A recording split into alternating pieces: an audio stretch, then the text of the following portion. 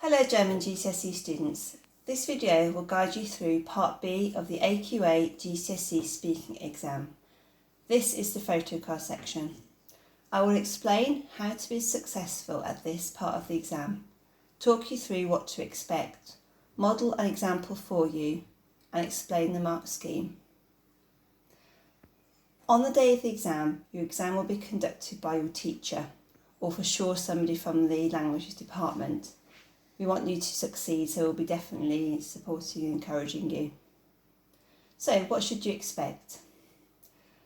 You'll have 12 minutes preparation time immediately before the exam starts in a room near the exam room. Out of those 12 minutes, I recommend you allocate 6 to 7 minutes to prepare your answers to the photocard. A photocard will always look the same. Here's an example here. At the top of the card, you'll have the instructions. Look at the photo during preparation period, answer on an additional answer sheet. That tells me I cannot write on the actual paper itself. I will be given some lined paper or something similar. Your teacher will then ask you questions about the photo and topics related to social issues. This here tells me the overall theme of my photocard. There are further instructions underneath the photo telling me the 3 questions that I have in advance to prepare and the further 2 questions I will have on the spot in the exam room. Remember, you can write as much as you like for each answer, as you can take the notes you write on this paper into the exam with you.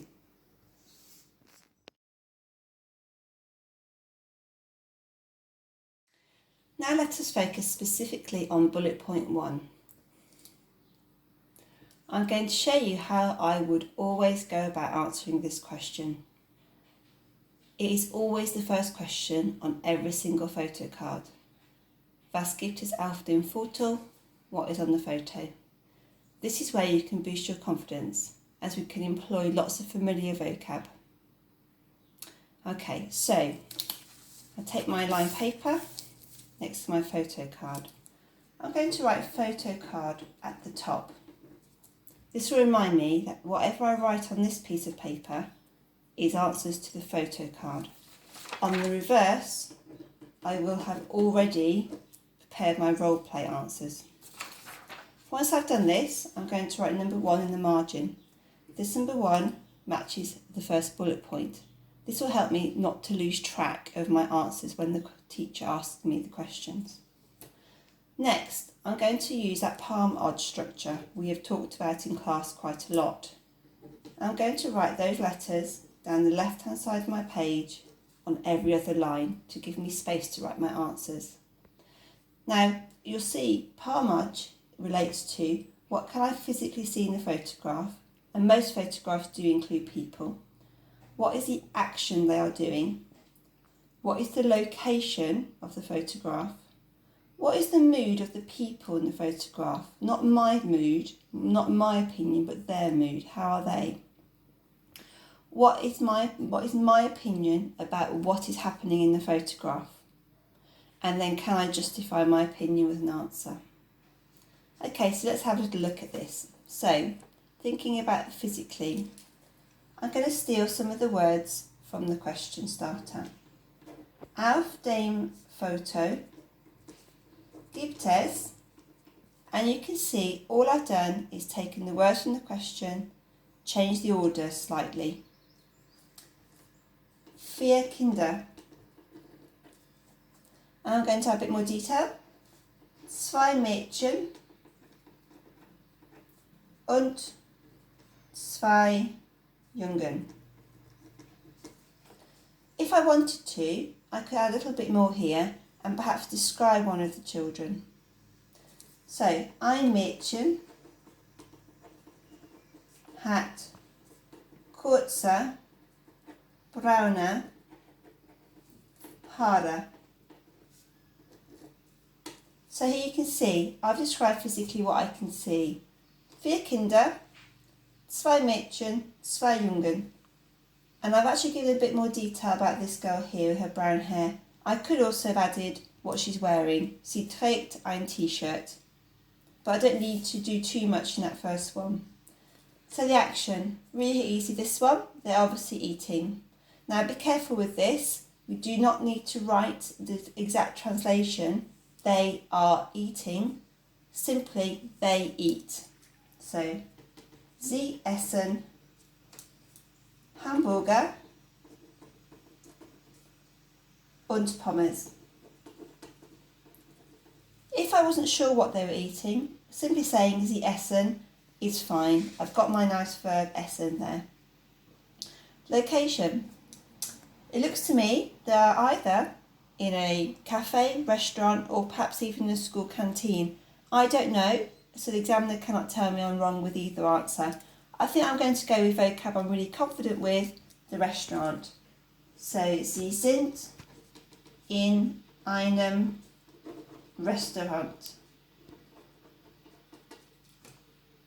I could connect those 2 points with a little and. Sie essen Hamburger und Pommes. Sie sind in einem Restaurant. Now the mood. They look fairly happy. They look like they're having a nice chat. So I think I'm going to say, ich denke, dass sie glücklich sind. My verb's at the end there. Or I could have said, Sie sehen glücklich aus. Yeah, either would be fine.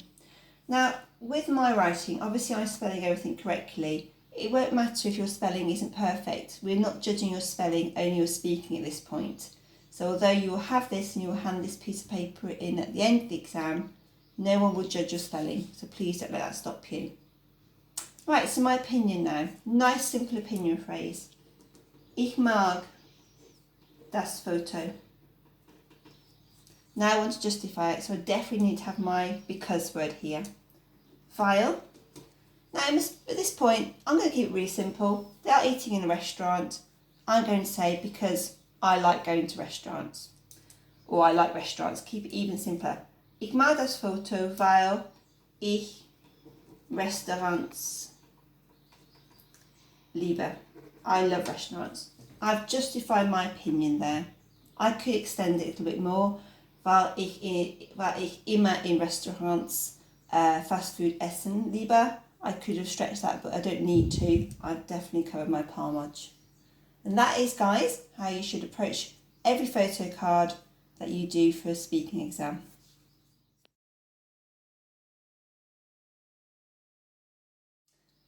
Now we're going to focus on questions 2 and 3 together. So in the margin on your paper, write number 2, leave a reasonable gap, and write number 3. Why am I doing this? Well, I want to make sure I can keep track of my questions when my examiner teacher asks me them. I'm not going to write the question out, that will just waste my 7 minutes preparation time. So, I'm going to keep in mind how important the examiner values opinions and reasons. So let's have a look at the questions and let's model the answer. Isst du gern fast food? Warum nicht?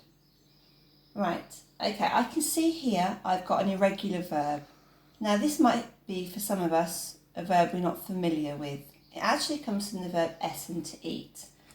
But if I didn't know this verb, I've got other ways to help me understand the question. First of all, I look back, I know the picture is all about people eating, so that's my first massive clue. I then have a lovely cognate word here, fast food. So again, that's my second clue. I even have a third clue here. This word gern is acting as an adverb to the verb essen, ist, to eat. Because gern, if we all should be familiar with, is suggesting you liking something. So do you like to eat fast food? Why or why not? So focusing on words that you do know will help you make a logical guess of what the question means. Okay, I'm going to use some of the words from the question to frame my answer. I must remember I'm turning the do to ich because it's asking me the question. So ich esse gern, and I'm going to remember it's fast food, so I'm going to go for Pommes. Ich esse gern Pommes und Pizza. It does ask me why. This why question is important. If I remember rightly, I need to justify my answer. Weil, and I'm going to go for the word tasty. Sie lecker sind. I could extend my answer at this point if I really want to push on and really guarantee my marks. I'm going to say something I don't like to eat. Aber, nice connective, ich esse nicht gern, connective followed by negative, hamburgers. Now at this point I've already said quite a lot. I could, if I wanted to, as a reason.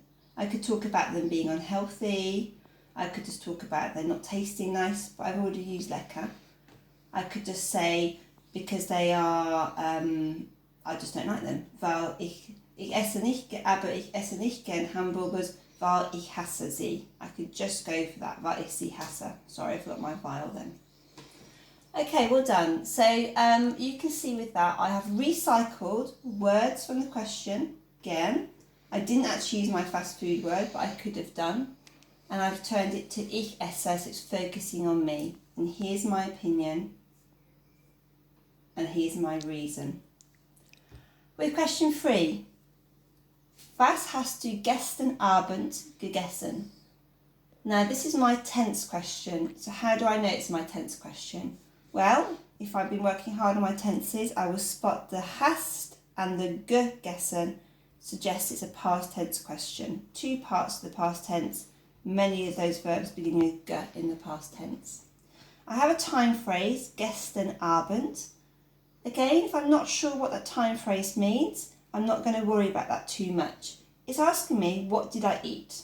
In this case, what did I eat yesterday evening? So I can use any food vocabulary I like at this point because it's not giving me a suggestion of a theme for types of food, i.e. fast food here. So I can say anything I like. And if I want to make sure I'm accessing those higher marks again, I'm definitely going to make sure I avoid mentioning pommes, pizza and hamburgers because I've already mentioned those already. So I'm going to use different food and vocabulary. I need to make sure I think carefully about word order in this past tense now. So, ich, changing the do to ich. Ich habe, I'm going to use their time phrase. Gestern Abend, Sauerkraut und Würste. And now must remember, last part of the past tense, gegessen. Now thinking about the examiner, I'm going to throw in an opinion here. Es war lecker. I'm going to then put a contrast in. Aber ich esse gern. And I'm going to think about what I like to eat really. Ich esse gern. Let's go for something a little bit more healthy. Gemüse und Obst. I can therefore add an opinion to this, really stretching myself. Weil es gut für die Gesundheit ist. It might be that I'm saying a little bit too much here. If my examiner teacher is worried about the time, I'm getting too close to my time to get all 5 questions in, she may interrupt me after I've given my opinion, but that's okay. I've covered myself by having lots of ideas. If I don't say it all, it's not the end of the world.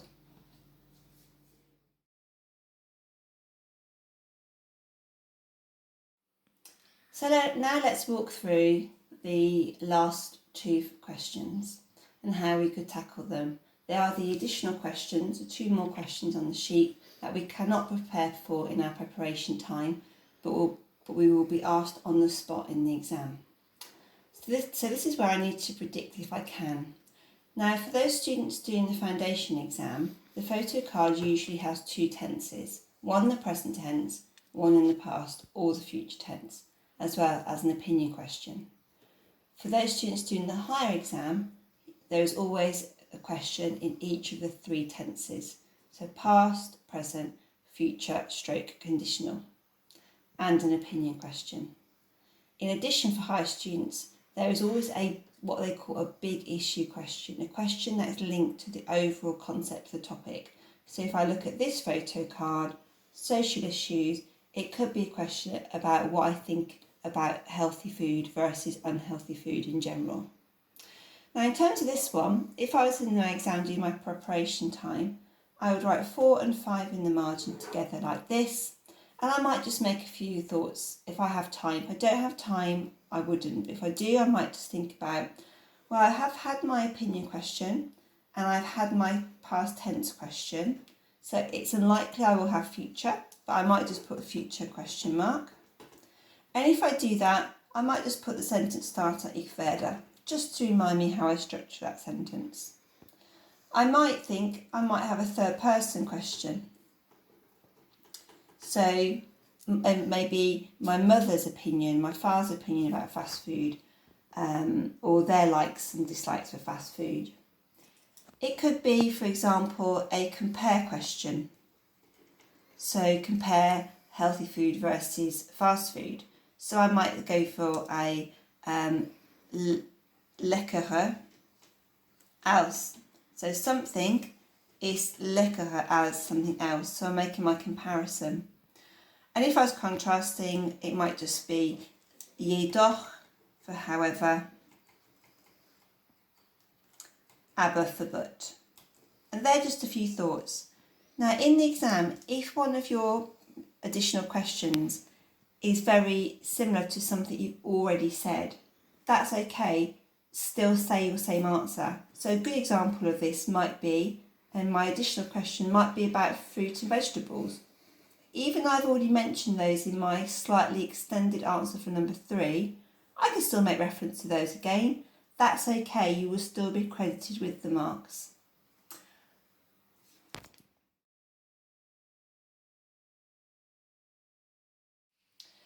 Finally, let us look at the mark scheme. The photo card is all focused on communication, and it's out of 15. Now there are 5 questions on the photo card, so essentially that is 3 marks per question. If you do really well with your prepared answers, then you are guaranteed to be up here in the 7 to 9 bracket. And the 2 additional questions you will have, if you can do well with those answers, you're going to be up here. In each of our answers, therefore, we need to be thinking about including a connective, developing that answer with an opinion and a reason, using, it should be vile in German. If we do that, answering our questions clearly with good pronunciation, we are communicating well, and there should be no reason why we should not all be up at the 13 to 15 mark area. Now, in terms of using high-level vocabulary and using vocabulary we're confident with, this page here and the reverse comes out of our GCSE speaking booklet for the general conversation part of the exam. I really would ask you to focus on using these structures to help you to know what kind of vocabulary to use. There's lots of opinions, lots of adjectives, etc. And then at the bottom, for those aiming for grade 6s and higher, you can see there's some higher value phrases, such as comparisons, such as conditional, such as other adverbs, etc. So this is a way you can use this sheet to support you in the photocard part of the exam as well.